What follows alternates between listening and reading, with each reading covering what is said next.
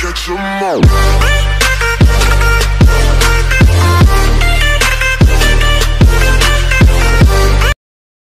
Bismillahirrahmanirrahim. Assalamualaikum warahmatullahi wabarakatuh. Jumpa lagi Bapak Ibu bersama saya. Kali ini kita coba membicarakan kembali terkait dana BOS. Kemarin kita sempat bahas tentang penggunaan dana BOS reguler ya. Nah, kali ini Bapak Ibu, di dalam Permendikbud nomor 2 tahun 2022 di beberapa pasal dibahas juga terkait dengan dana BOS kinerja. Barangkali Bapak Ibu masih ingat, terutama teman-teman kepala sekolah yang sempat tahun-tahun sebelumnya menerima dana BOS kinerja. Nah, di Permendikbud kali ini di tahun 2022 ini dana BOS kinerja ini untuk siapa dan untuk apa? Baik Bapak Ibu, kita bahas ya, kita coba share ya pasal demi pasal, peruntukannya untuk apa, kemudian untuk siapa saja, satuan pendidikan mana saja ya yang berhak untuk mendapatkan dana BOS kinerja. Bapak Ibu, sebelum lebih jauh kita bahas terkait dengan BOS kinerja, alangkah baiknya saya kutip potongan dari beberapa ayat, beberapa pasal ya, bahwa dana bantuan operasional sekolah kinerja yang selanjutnya disebut dana BOS kinerja adalah dana yang dialokasikan bagi satuan pendidikan dasar dan menengah yang dinilai berkinerja baik sebagai sekolah berprestasi, kemudian dan sekolah yang ditetapkan sebagai pelaksana program sekolah penggerak.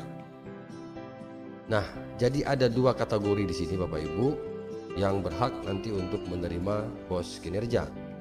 Yang pertama adalah sekolah yang berprestasi, dan yang kedua adalah program atau pelaksana program sekolah penggerak.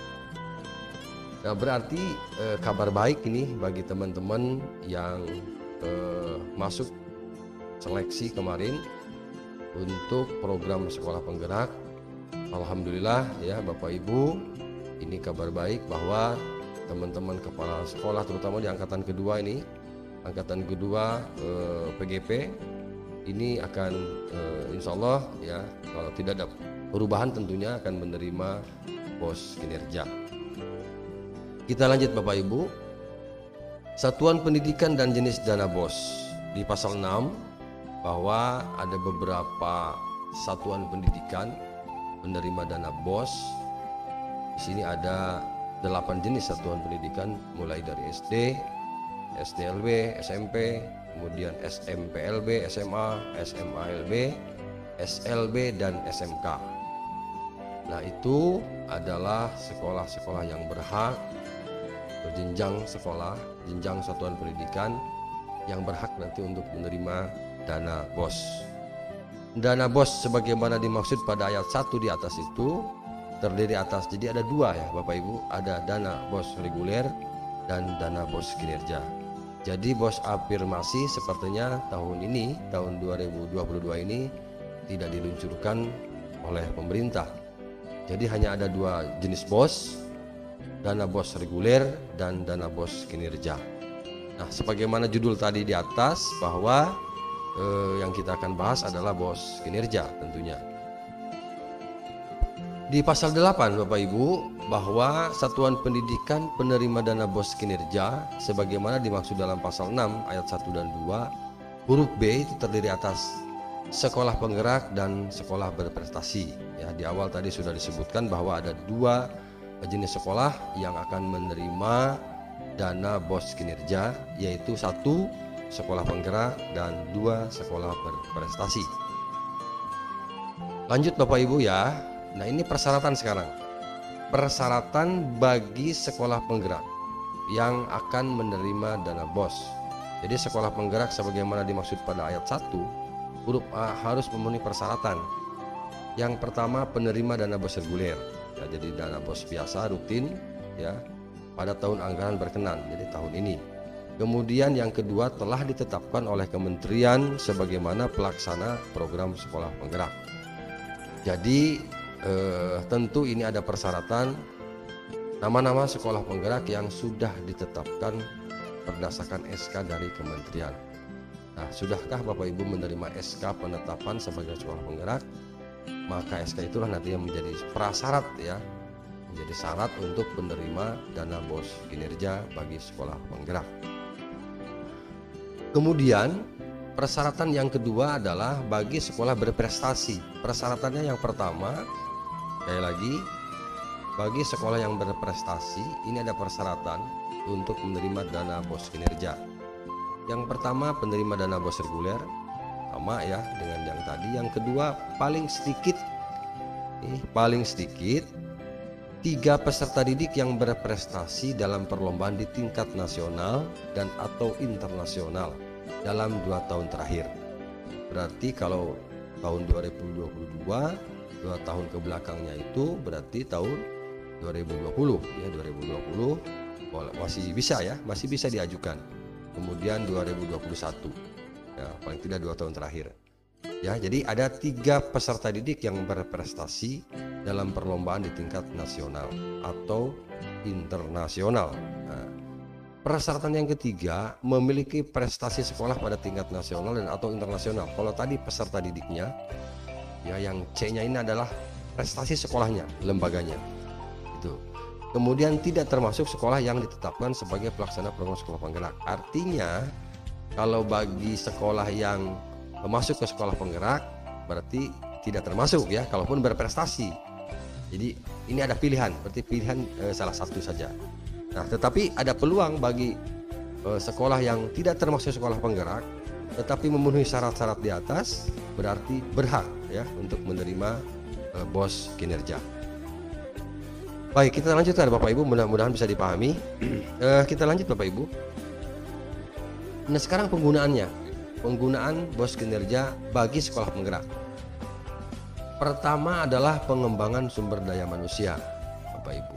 Ya, kemudian yang kedua pembelajaran dengan paradigma baru, kemudian digitalisasi sekolah dan perencanaan berbasis data. Ini 4 item inilah nanti sebagai bahan rujukan Bapak Ibu ketika memanfaatkan dana BOS kinerja bagi sekolah penggerak. Ya, nanti mudah-mudahan bisa dipahami Bapak Ibu. Pengembangan sumber daya manusia ya seperti misalnya ada diklat, kemudian workshop, seminar saya begitu, yang kaitannya dengan pengembangan sumber daya manusia baik itu gurunya maupun kepala sekolahnya ya, dalam hal ini PTK-nya, pendidik dan tenaga kependidikannya.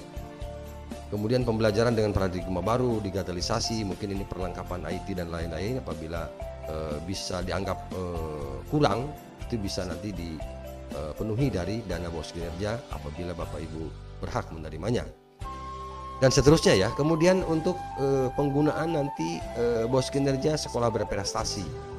Ya, jadi ini berbeda ya penggunaan BOS kinerja antara sekolah penggerak dengan sekolah berprestasi. Di ayat 3-nya Bapak Ibu, ini untuk sekolah berprestasi juga ada 4 item. Yang pertama, dana BOS kinerja ini digunakan untuk asesmen talenta dan kebugaran. Asesmen talenta ya, seperti misalnya nanti ke bakat mungkin ya, ke minat, kemudian kompetensi yang dimiliki anak ya, mungkin dalam hal ini seleksi ya, seleksi minat ya, seleksi bakat, kemudian apa itu namanya, seperti misalnya kegiatan-kegiatan yang sifatnya jurusan, apa yang sifatnya kemampuan diri anak, sehingga perlu diseleksi ya, dan itu perlu didanai dan bisa didanai dari dana BOS. Pelatihan dan pengembangan prestasi, kemudian pengelolaan data dan informasi talenta, dan kegiatan aktualisasi prestasi. Nah, ini keempat inilah nanti yang untuk digunakan penggunaan BOS kinerja bagi sekolah berprestasi. Nah, gitu Bapak Ibu ya. Baik Bapak Ibu, barangkali seputar informasi itu sekitar BOS kinerja, bahwa tahun ini kita memang pemerintah tidak mengeluarkan BOS afirmasi, tetapi ada 2 BOS ya, yaitu BOS reguler seperti biasa dan BOS kinerja. BOS kinerja kalau saya simpulkan tadi itu diperuntukkan bagi ya sekolah yang berprestasi dan sekolah penggerak. Mudah-mudahan informasi singkat ini bermanfaat Bapak Ibu ya, dan bisa memberikan pencerahan tentunya. Sekian saja dari saya, dari Kang Edi Channel. Jumpa lagi nanti Bapak Ibu di video-video berikutnya. Mudah-mudahan terus berkembang ya, dan mohon dukungan dari teman-teman. Channel ini mudah-mudahan terus maju dan berkembang. Sekian, terima kasih. Assalamualaikum warahmatullahi wabarakatuh.